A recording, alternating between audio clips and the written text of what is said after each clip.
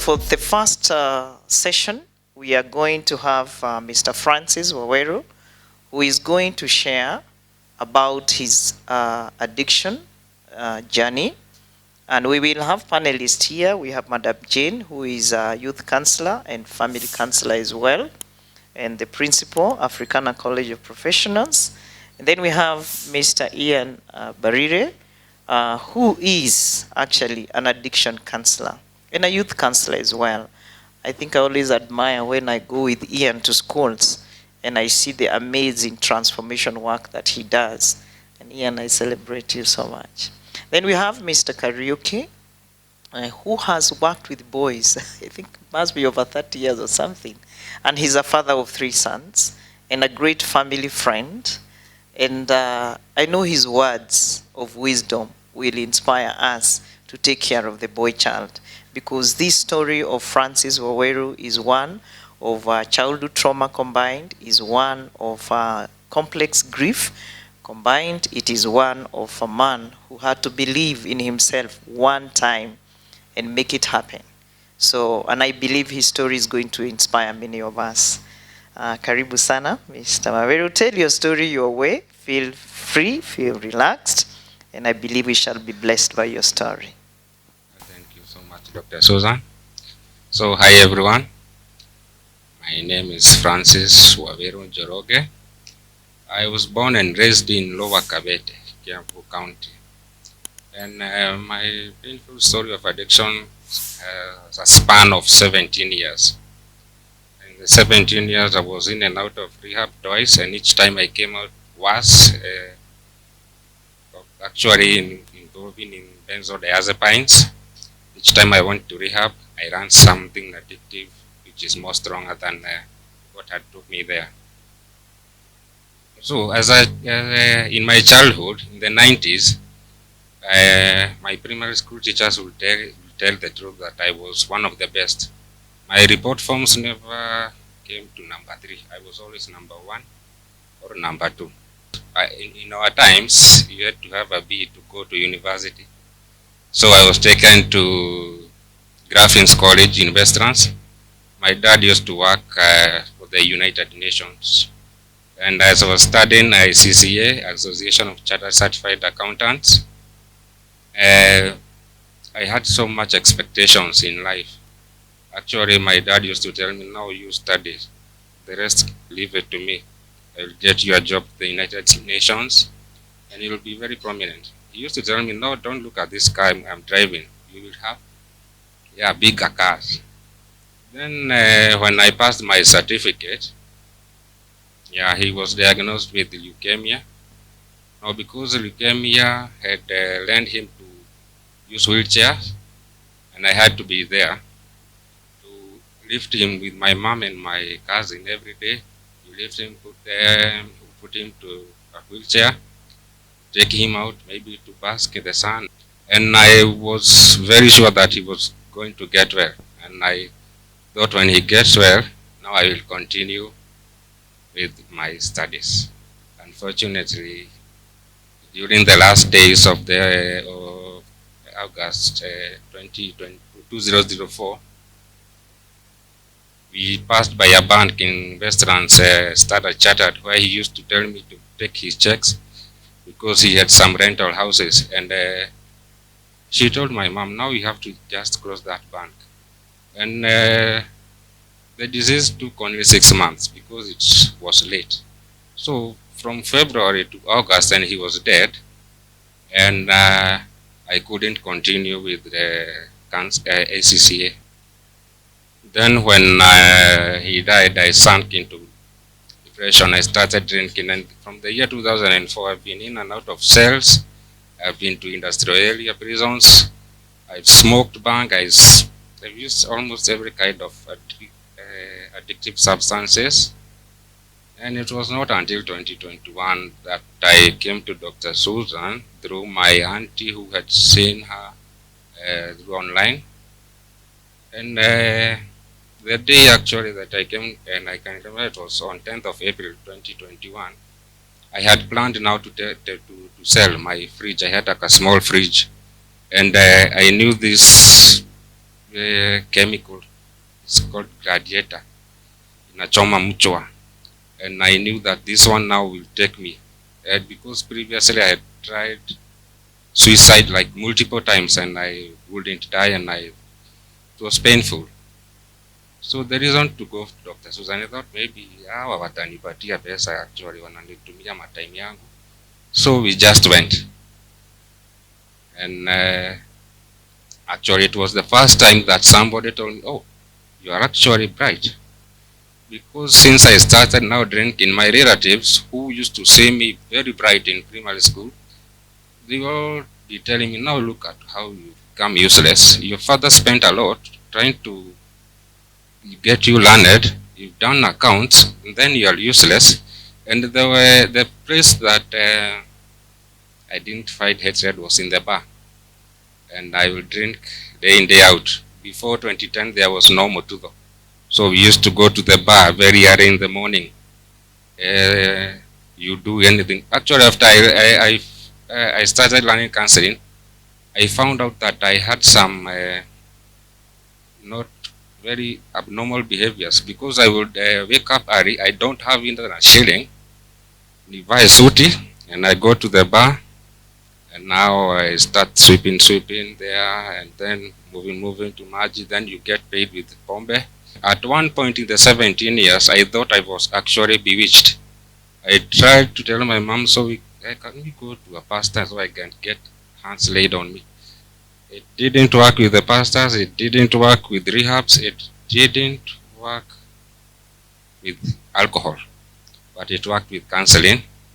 And when I started counseling, that's when I actually found a purpose. At one point in the 17 years, I thought I was actually bewitched. I tried to tell my mom, so can we go to a pastor so I can get hands laid on me. It didn't work with the pastors. It didn't work with rehabs. It didn't work with alcohol. But it worked with counseling. And when I started counseling, that's when I actually found a purpose. And from 17 years of not knowing who you are, in the 17 years I had been to Vietnam drinking more than even in Kenya, to Saudi Arabia, smoking even.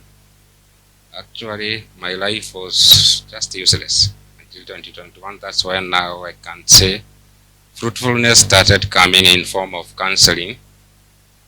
Dr. Susan, thank you very much. And 2023, I graduated from Catholic University with a diploma in counseling psychology.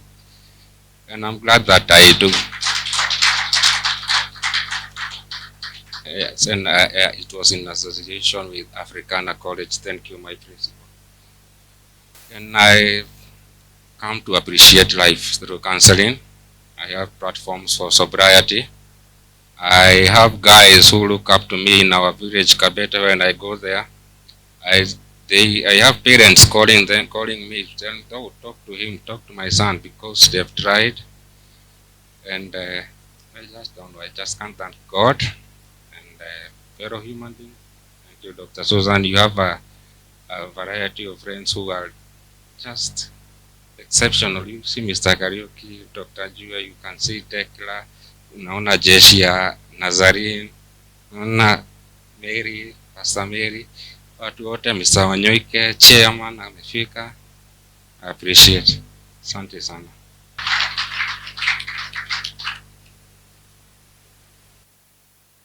Francis shares, and I feel touched in my heart because he's one person who has taught me that the way to stop any drug of addiction is to say no to it.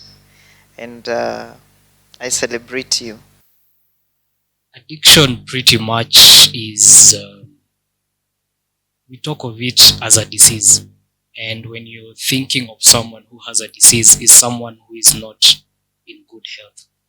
So there are certain risk factors that someone is normally predisposed to, like what he talked about, the loss of his dad. And that risk factor becomes a maintenance factor of him getting to take more and more drugs. And so that becomes a reward system by engaging in like now taking alcohol, taking all these other drugs.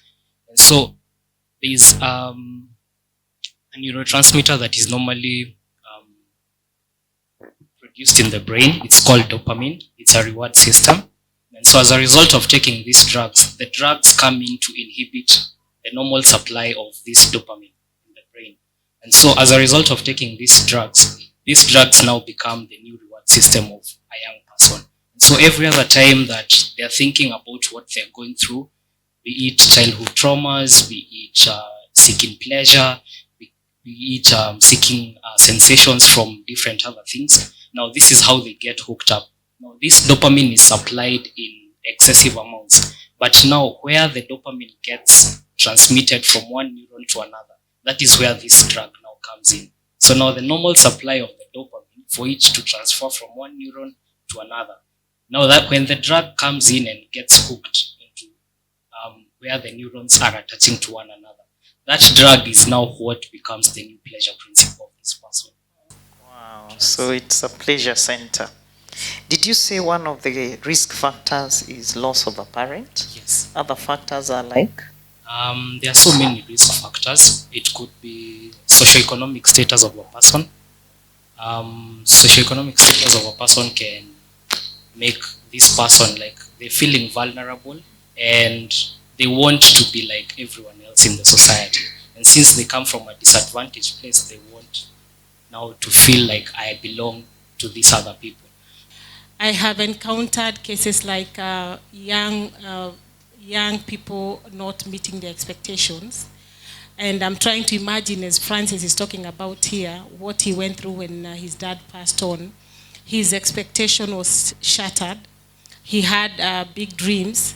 And when this one was not achieved, because the only relying person he had was his father. And when expectations are not met, you tend to find young people losing their mind. And the only solution they think is getting involved into maybe alcoholism or other sources of drugs and substance abuse. It may not only be expectations, we also have other factors, as my friend Ian has talked about, like parenting or parenting styles. And I usually tell parents that in any challenge that young people go through, it is either coming, the source is the family. If the family is not, if the family has challenges, for example, loss and grief or trauma that these children are facing, they will definitely lose their lives in terms of getting involved in the social environment, in the society, and they tend to get lost there. So parents, sometimes we forget, and in this case, I want to refer to what Francis went through. He had an expectation that his father would work with him. I'm happy that Francis, the person that you are close to, was your father. And the many cases I find, and I did a small research, the boy child is very close to the mother. And it is not close. The boy child is always never close to the father. And why? You'll only find the boy child asking their mother what they want: school, money, pocket money. Mom, buy me this. Mama, I want this. And this is a big challenge to the children at home, and it is vice versa. And in this case, sometimes parents, we are losing out because busy schedules that we have, and we are not able to have time with our children, tunawapoteza kwa the society and even many other things. It is not only about parents. There are so many things and other issues that our children present. Issues to do with low self-esteem. They also have issues to do with trauma. I think loss and grief and trauma go hand in hand. And if, for example, they are not able to meet what they want in life. The issue of grief, losing the father, I don't know how else it could have started. That one, because he's a living example, I'm saying he's very strong. I don't know whether he should tell us why he never did something good immediately after the passing of the father as a way of honor and respect This is the guy who did a lot to me. He had high ideals about me. Now that he is gone, and I am the firstborn, I must take his praise. I think that one, to us as parents and fathers, maybe we need also to challenge and tell our kids that they must be brave and take up the mantle. At one time or the other, as we age, we know we are going to go across. Do you prepare your people about that? I like also what the principal madam have said, that boys listen to their mothers. And some mothers are very happy about this, because the boys do listen to them. But we have this problem at the times of treating the symptom instead of the real cause. I can tell you for sure, in my own experience, is that it is true. The boys listen to their mothers, but they do like their fathers or their role models. And we don't need to talk. They can see what we are doing. And that is powerful. Powerful way of communication. What do I do? That is what they are going to copy. It doesn't matter what you tell them. You can talk the whole day and they are going to listen. But they will do like the fathers. So that one we must always remember. That it is a partnership. It's not being selfish as a mother or as a father. You got that son together, and you must, it's your responsibility for the two of you to make sure that he turns out to be a responsible person.